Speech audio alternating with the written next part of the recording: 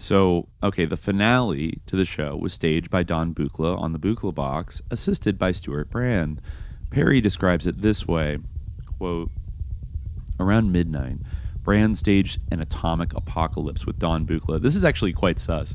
They announced to the crowd in the auditorium that Russian missiles, presumably carrying nuclear warheads, had been detected on their way to the West Coast. They had evaded our anti-ballistic missile defenses. They were now 2 and 1.5 minutes away.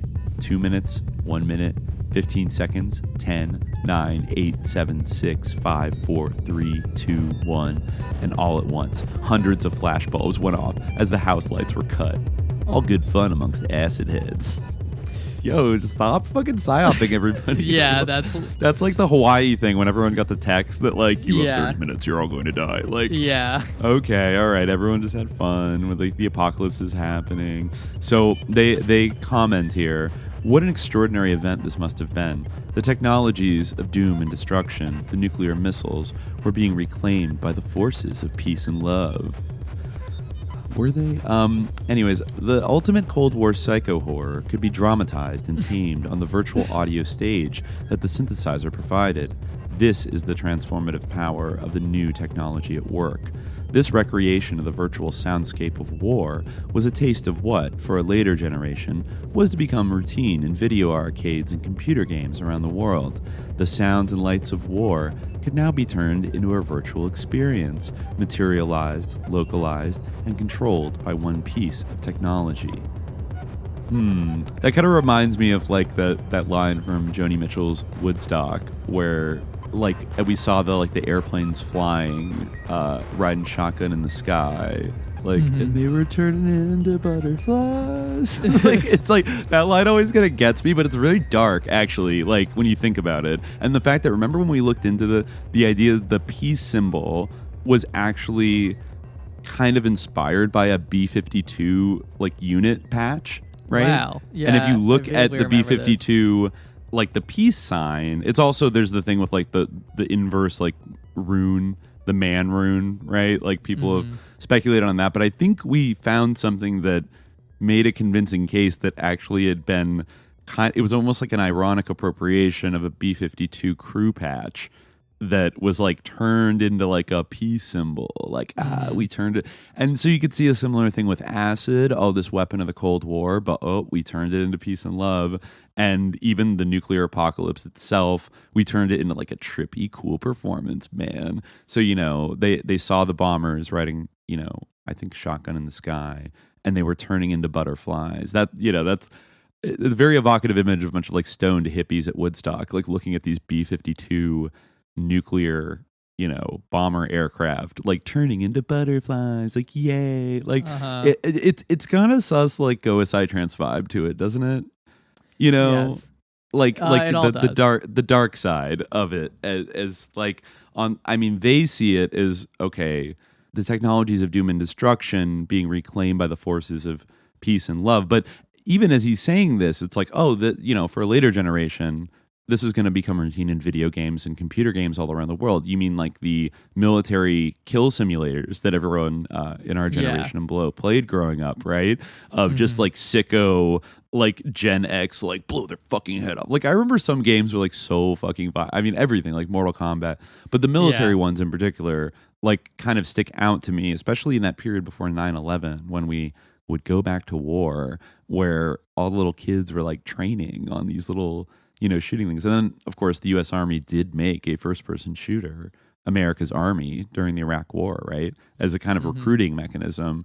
And I think we've definitely seen profiles of a lot of mass shooters that I think it's safe to say were like not drawing a 90s Tipper Gore, causality here, but they definitely loved their shoot-'em-up video games, I think we could say. Yeah. It's like a common trait. Like it's even more common than being like a Nazi or whatever, like is just obsessively playing the video games.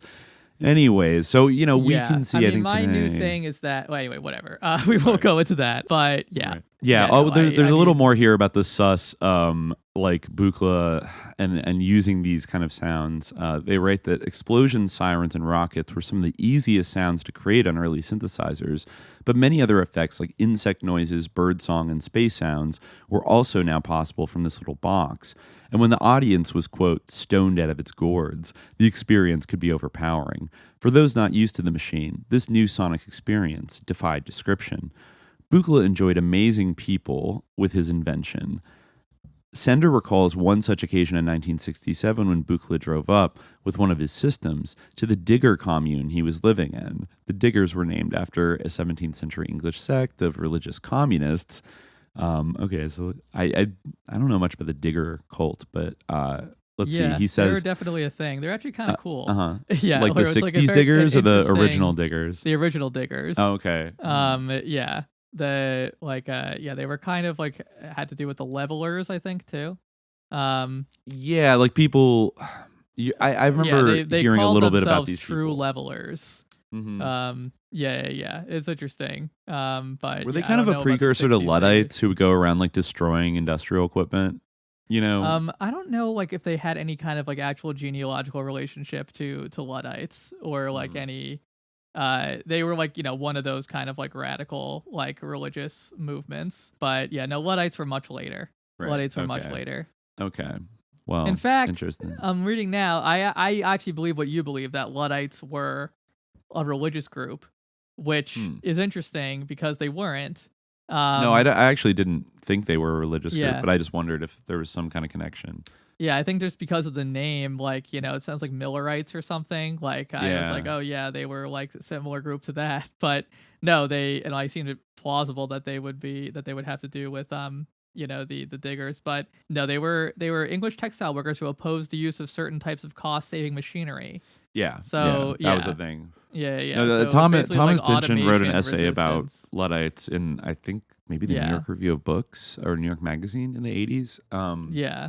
Where he talked about how they're kind of misunderstood as being like just reflexive chuds. Yeah, exactly. Yeah, just, like, when actually hated technology. It was, totally like a practical choice. Wow. Well, actually, we're gonna throw that around like. Yeah. We're gonna. Yeah. Oh, what are you, a Luddite? Yeah. Well, actually, we're gonna see that come up with synthesizers shortly up ahead here. In terms of there are some Luddite reactions with the unions specifically when the Moog came out. But just to finish here, let's see. Buchla, I think, said, "We put the speakers up in the top of the orchard at the Diggers Commune, and we're playing all these Martian sequencing sounds, and hippies would emerge out of the bushes, stoned on acid, convinced that the UFOs had landed, staring in amazement. The sounds of space and space aliens, later such a crucial part of movies like Star Wars and Close Encounters of the Third Kind, and video games like Space Invaders, had their precursors out there, quote, in the garden. Little did these stoned hippies know, but they were hearing for the first time the birth cries of what would later become a global industry." For access to the full-length episode, subscribe to the Hour of Frequency at patreon.com/subliminaljihad.